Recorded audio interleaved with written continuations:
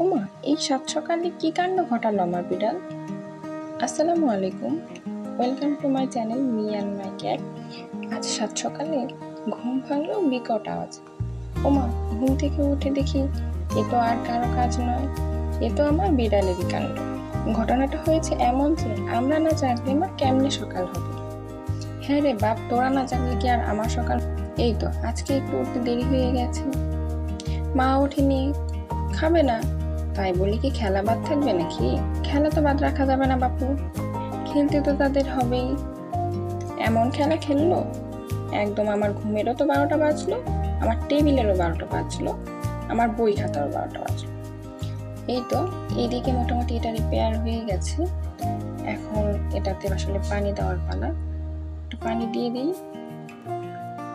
এই যে আমার বই খাতার অবস্থা, এগুলো সব ভিজে গেছে, এগুলোকে এখন রোদে দেওয়া লাগবে। সকাল সকাল এইসব করার দুঃখ আমি কারে কইব সখী? কাউরে কিচ্ছু কওয়ার নাই, বাড়ির মালিক যা খুশি তাই করবে, আমি আবার পাওয়ার কে?